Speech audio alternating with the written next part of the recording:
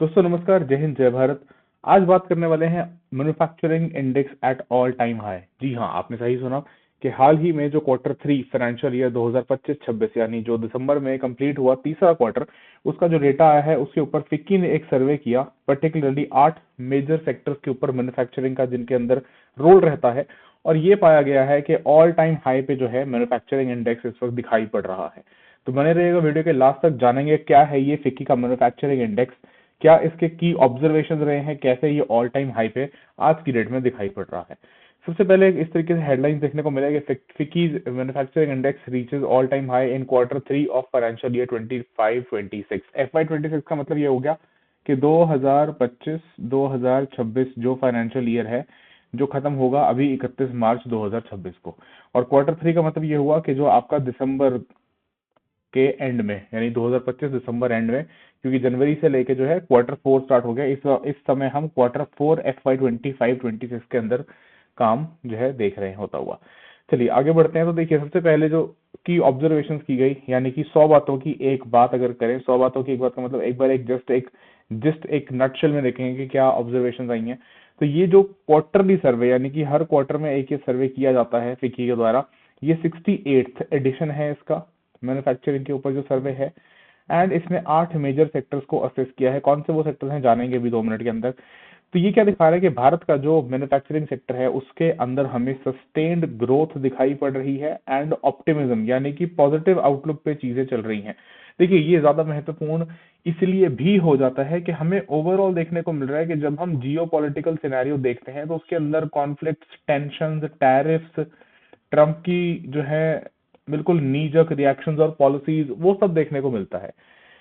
फिर बहुत इंपॉर्टेंट एक ऑब्जर्वेशन ये कि 91% जो है रिपोर्टिंग आई रिस्पोंडेंट्स की, जिन्होंने कहा कि उनका जो प्रोडक्शन का लेवल था वो या तो बराबर रहा या उससे ऊपर गया, यानी हाइयर और same in quarter three of financial year 2025-26। यानी कि 91% रिस्पोंडेंट्स ने जो है उतना ही मेंटेन करके रखा अपना प्रोडक्शन, या उसमें और इजाफा किया, यानी जॉब्स की कटौती इन्होंने कम से कम नहीं की होगी। साथ ही साथ एक और जो डोमेस्टिक डिमांड की बात की गई कि डोमेस्टिक डिमांड स्ट्रांग है, जहां पे 86% पार्टिसिपेंट्स ने कहा कि उनके पास ऑर्डर्स में इजाफा देखने को मिला, ऑर्डर्स में उनके पास इंक्रीज जो है वो देखने को मिला, which again is a very positive finding under the FICCI manufacturing survey. फिर despite capacity utilisation near 75%, global and operational challenges जो हैं उनको उनको नोट किया गया, उनको जो है अंडरलाइन किया गया। दो एक्सपोर्ट एक्सपेक्टेशंस रिमेन पॉजिटिव, के इसके बावजूद भी एक्सपोर्ट की एक्सपेक्टेशंस जो है वो पॉजिटिव हैं।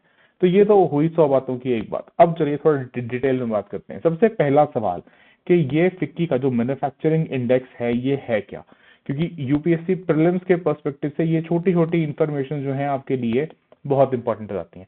तो सबसे पहले देखिए कि जो ये फिक्की है, यानी कि federation of Indian chambers of commerce and industry, ये एक नॉट फॉर प्रॉफिट ऑर्गेनाइजेशन है जो भारत में काम करती है, पर्टिकुलरली अपने कॉमर्स और इंडस्ट्री के फील्ड के अंदर।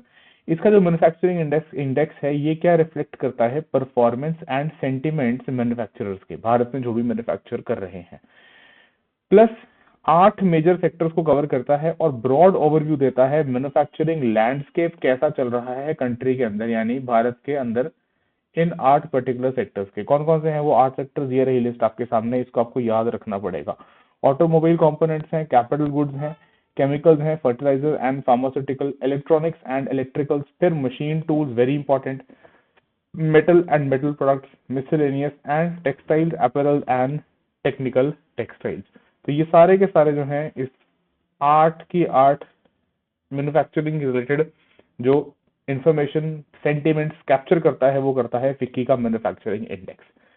चलिए अब देखिए इसकी की फाइंडिंग्स को अगर डिटेल आउट करें थोड़ा सा तो क्या निकल के आ रहा है। तो ओवरऑल देखिए कि एक जो एग्जिस्टिंग एवरेज कैपेसिटी यूटिलाइजेशन है मैन्युफैक्चरिंग का वो तकरीबन 3/4 है, यानी कि 75%। इसका मतलब ये हुआ कि अभी 1/4 और हम कैपेसिटी यूटिलाइजेशन अपनी बेटर कर सकते हैं। इसका जो दूसरा पहलू यहाँ नहीं लिखा है, ठीक है। फ्यूचर आउटलुक स्टेडी है इन्वेस्टमेंट्स की यदि बात की जाए, एंड एक्सपेंशन दिखता है अगले 6 महीने के अंदर, यानी कि आप ये समझ सकते हो कि फाइनेंशियल ईयर 2025-26 का चौथा क्वार्टर एंड फाइनेंशियल ईयर जो 2026-27 होगा उसका पहला क्वार्टर मोटा मोटा मतलब इस के आसपास का जो टाइम है, ये तो क्वार्टर कवर होगा ही, उसमें इसका भी शुरुआती हिस्सा आ जाएगा कि उसमें अभी तक जो चीजें दिख रही हैं वो पॉजिटिव साइड पे दिख रही हैं। फिर जहां तक निर्यात यानी एक्सपोर्ट्स की बात है, इसके अंदर कहा गया कि तकरीबन 70% रिस्पोंडेंट्स ने कहा कि जो उनके एक्सपोर्ट्स थे Q2 2025-26 में वो या तो बराबर रहे या उनमें इजाफा देखने को मिला।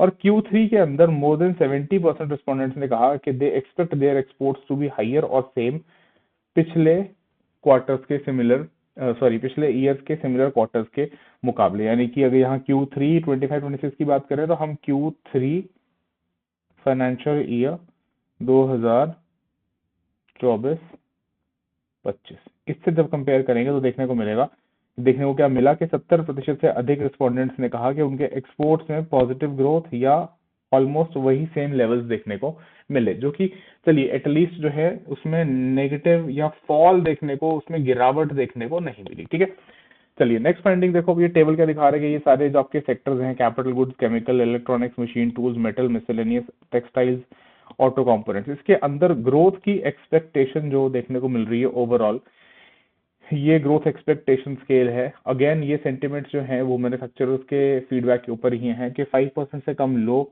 5 से 10% है मॉडरेट, 10 से 20% स्ट्रॉन्ग एक्सपेक्टेशन और 20% जो कि बहुत अच्छा ग्रोथ स्केल है, दैट इज वेरी स्ट्रॉन्ग। तो इसमें मेजरली देखिए आपको मॉडरेट दिख रहा है, कैपिटल गुड्स का, केमिकल्स का, मशीन टूल्स भी मॉडरेट है, metal and metal products moderate है यानी 5 से 10%, टेक्सटाइल्स और ऑटो कंपोनेंट ये सभी मॉडरेट हैं, मिसलेनियस जो है strong to moderate, and electronics and electricals very strong, मतलब 10 से 20% ग्रोथ रेट का इसमें जो है सेंटिमेंट दिखाई पड़ रहा है इलेक्ट्रॉनिक्स एंड इलेक्ट्रिकल्स। इसमें याद रखिएगा वैसे भी जो है हमारा जो प्रोडक्शन लिंक्ड इंसेंटिव स्कीम है उसने काफी अच्छा किया है, जहाँ पे आज हम 90% प्लस जो हमारी रिक्वायरमेंट्स हैं पर्टिकुलरली मोबाइल फोन्स की, उसको क्या करते हैं, उसको हम डोमेस्टिक मार्केट में यानी कि भारत में ही जो है मैन्युफैक्चर कर पा रहे हैं। तो वो हिस्सा है आपके इसी इलेक्ट्रॉनिक्स सेक्टर का। चलिए ये तो हो गया ग्रोथ एक्सपेक्टेशंस, आगे बढ़ते हैं, फटाफट देखते हैं। अच्छा अब देखिए जॉब एम्प्लॉयमेंट वर्कफोर्स, इसके ऊपर जो है क्या बात की गई। तो सबसे पहले जो एम्प्लॉयमेंट सिनेरियो है इसके ऊपर फिक्की इंडेक्स जो है क्या कहता है कि हायरिंग फ्रंट पे इट रिवील्स के तकरीबन 40% रिस्पोंडेंट्स ने कहा कि they are looking at hiring an additional workforce in the next 3 months. यानी कि जो फाइनेंशियल ईयर 2025-26 का अंत ये एम्प्लॉयमेंट के लिए दिख रहा है कि इसमें positivity is it is visible as compare to 35% in the same quarter in the last year के पिछले फाइनेंशियल ईयर 24-25 के दौरान। ठीक है, उससे ग्रोथ है। फिर एवरेज इंटरेस्ट जहां कहा गया कि has been reported to be at 8.9%। तकरीबन 87% रिस्पोंडेंट से ऊपर ही लोगों ने कहा कि सफिशिएंट अवेलेबिलिटी थी फंड्स की from banks for working capital and long term capital. देखो इसका रिलेशन कहाँ से निकल के आ रहा है, जब हम बात करते हैं कि रेपो के साथ आरबीआई ने क्या किया था, तो रेपो रेट को क्या किया है, इंक्रीज तो नहीं किया है, ग्रेजुअली जो है कट किया है। रेट कट करने का मतलब क्या हो गया कि मार्केट में पैसा लिक्विडिटी जो है वो इंक्रीज हुई है। मतलब ये हुआ कि इनके पास ये कैपिटल जो है उसकी अच्छी अवेलेबिलिटी होनी चाहिए, जो कि यस जो ये सर्वे जो है उसकी पुष्टि कह सकते हैं ना, उसको एक तरीके से उसको ऑथेंटिकेट है, उसकी पुष्टि जो है उसको क्रॉबोरेट भी कर रहा है। ठीक है, ये वाली तो बात है। अच्छा देखो सीधी सीधी बात है, अगर इनके पास पैसा होगा, इनके पास फंड्स होंगे, तो ये ग्रो भी कर पाएंगे, ये प्रोड्यूस करेंगे, है ना, ये ग्रो करेंगे तो डेफिनेटली ये क्या करेंगे, हायर भी करेंगे। तो ये दिख रहा है कि looking at hiring additional workforce in the next 3 months. ठीक है, तो ये हो गया एम्प्लॉयमेंट सिनेरियो। नेक्स्ट जो है वर्कफोर्स के अवेलेबिलिटी, यानी कि जो एक कांस्टेंट डिबेट चलता है किसको लेके, स्किल को लेके हमारी वर्कफोर्स के, तो उस स्किल के ऊपर जो है फिक्की के मैन्युफैक्चरिंग सर्वे ने क्या बात कही है। So let's take a look. So most sectors जो हैं ये सर्वे में ऐसे लिख रखा है, they did not face shortage of labor at their factories. So around 80% respondents ने कहा they do not have, इनको कोई भी दिक्कत नहीं है with the workforce availability, इनके इशू कोई नहीं रहे ऐसे। रिमेनिंग 20% को लगा कि हाँ अभी भी जो है स्किल्ड वर्कफोर्स का अभाव है, there is still lack of, ये पॉइंट है, बट ये सिर्फ 20% का ऐसा जवाब है, lack of skilled workforce available in their particular sectors. And इसका समाधान यानी कि इसका सोल्यूशन के तौर पे उन्होंने क्या कहा कि दोनों तरफ से यानी कि सरकारी सरकार की पॉलिसीज एंड इंडस्ट्री के लेवल दोनों पे ही जो है they need to step up efforts, कि अपना और एफर्ट जो है इनको बढ़ाने की यहाँ पे आवश्यकता है। ठीक है, तो ये ओवरऑल जो है स्किल को लेके ये डेटा काफी इंपॉर्टेंट हो जाता है कि स्किल्ड वर्कफोर्स के ऊपर जो है क्या टिप्पणी की गई है।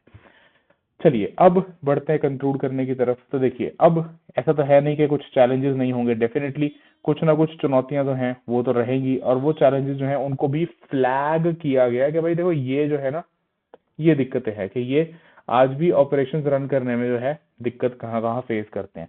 तो पहली बात तो अपनी कैपेसिटी को एक्सपैंड करने में मैन्युफैक्चरर्स ने चुनौती फेस करी है। इस बारे में उन्होंने कहा है कि हम जब एक्सपैंड करने की कोशिश करते हैं तो उतना आसान नहीं होता है हमारे लिए। Faced difficulties in expanding in operating. Reasons क्या क्या रहे, मतलब इस एक्सपेंशन में उतना इजी या ईज ऑफ बिजनेस ना फेस करना, ना महसूस करने के पीछे एक तो citing global and geopolitical factors, जिसमें डेफिनेटली जो है ट्रम्प एडमिनिस्ट्रेशन, ओवरऑल जो दुनिया में कॉन्फ्लिक्ट्स चल रहे हैं जिसके चलते सप्लाई चेन्स डिसरप्ट होती हैं, आपके रॉ मटेरियल के ऊपर इश्यूज आते हैं और आपके सप्लाईज जो आपके एक्सपोर्ट्स हैं उसमें भी दिक्कत होती है ना। So such as tariff, trade restrictions, है ना, as well as economic uncertainty, as well as operational challenges। operational challenges जो है कौन कौन से इन्होंने यहाँ पे हाईलाइट किए हैं। एक तो अवेलेबिलिटी ऑफ लेबर, जिसमें पर्टिकुलरली हमने डेटा देखा कि तकरीबन 20% जो है, यानी 1/5 जो है, उन्होंने ये दिक्कत फेस करी। रॉ मटेरियल का सप्लाई, उसमें शॉर्टेजेस फेस करने को मिले, एंड रेगुलेटरी हर्डल्स, यानी यहाँ पे कह सकते हो फ्रॉम द पॉलिसी साइड। ठीक है, मतलब इसमें कौन हेल्प करेगा, इसमें कौन काम करेगा, सरकार, गवर्नमेंट जो है उसको इसमें ये रेगुलेटरी हर्डल्स में it will have to look into it. ठीक है जी, तो ये क्या थे मेजर चैलेंजेस। ठीक है, ऑलराइट, बट नॉनदलेस देखो, आखिरी में कंक्लूड मैं इसी तरह से करूंगा कि despite global uncertainties, trade restrictions, tariff, impositions, जो ये इंक्रीज इन प्रोडक्शन है ये इंडिकेट करता है एक positive trend in the manufacturing sector of our country, के भारत के जो मैन्युफैक्चरिंग सेक्टर है उसमें जो है पॉजिटिव ट्रेंड ही दिखाई पड़ रहे हैं। तो हम उम्मीद यही करेंगे कि फाइनेंशियल ईयर 2025-26 जो अब ये 31 मार्च को खत्म होगा उसमें हमें इसमें इजाफा ही देखने को मिलेगा, जो फर्दर हमारे जो हमारा सेकेंडरी सेक्टर है और जो जीडीपी ग्रोथ रेट है, जीडीपी के नंबर्स हैं, उसको अपवर्ड रिविजन्स में हेल्प करेगा। ठीक है, तो चलिए इसी के साथ ही आज का वीडियो करते हैं एंड। आई होप चीजें समझ में आ गई हैं, और अगर ऐसा लगा हो कि इस वीडियो से आपके प्रिपरेशन में कुछ और बेटर पॉजिटिविटी जो है कुछ आई है, कुछ इसमें वैल्यूडेशन हुआ है, तो प्लीज इसको रुद्रॉमिक्स के यूट्यूब चैनल को सब्सक्राइब कर लीजिए एंड वीडियो को शेयर और लाइक जरूर कर दीजिए। चलिए मिलेंगे ऐसे एक और इन्फॉर्मेटिव वीडियो में, तब तक बस रहें, पढ़ते रहें, स्वस्थ रहें। Thank you so much. जय हिंद, जय भारत।